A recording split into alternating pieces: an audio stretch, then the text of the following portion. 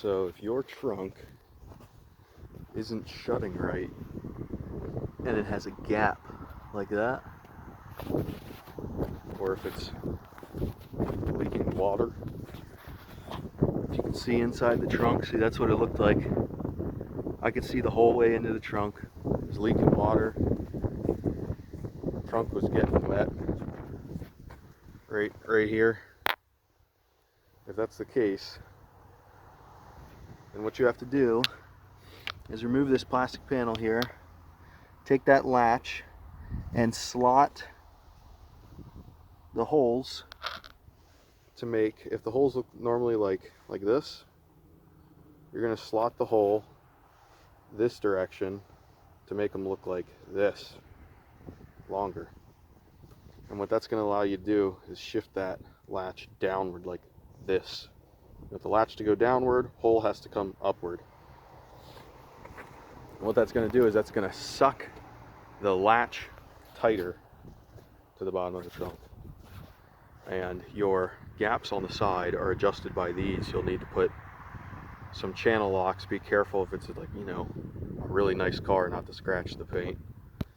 Maybe put some heat shrink around the channel lock jaws. But this right here, you screw inward to make the trunk close tighter, because that would bring the rubber damper, the rubber stopper up and allow the trunk to close further.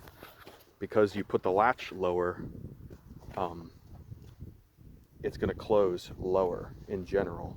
Now, if you bring the left damper inward like this, like the damper goes up into the trunk, the trunk hatch, then what that's going to do is it's going to make the gap there close in, because there's no longer the rubber stopper making the trunk stay high. You bring that rubber stopper up and the trunk can sit lower. And what you'll do is you'll run both those rubber stoppers in up the whole way, and you'll adjust that latch.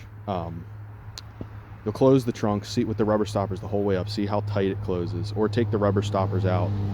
You can keep loosening them and then pull on them and they'll pop out. And then close the trunk and push down on it and see how far it closes without those rubber stoppers.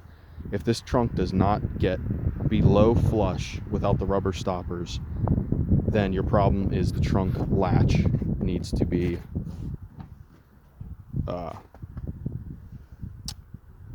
slotted so that this U-bolt thing can sit lower.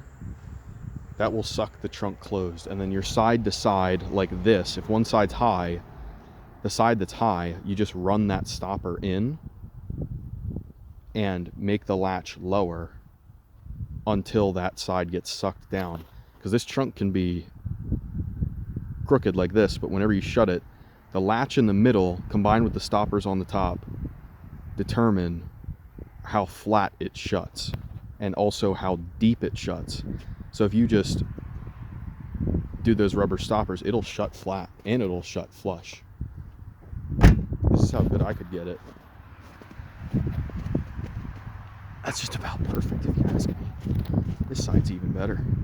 And I assume that there won't be a leak anymore.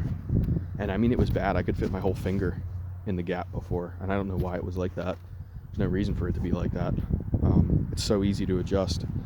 Just slot the latch with a round file, maybe a Dremel, maybe even an angle grinder, and then you just run those stoppers in with some channel lock pliers, and that's it. That's how you get your trunk to close tight, get rid of any water leaks, get it to close even, nice and flush, no gap. Get your tail lights lined up, get them bad boys flush.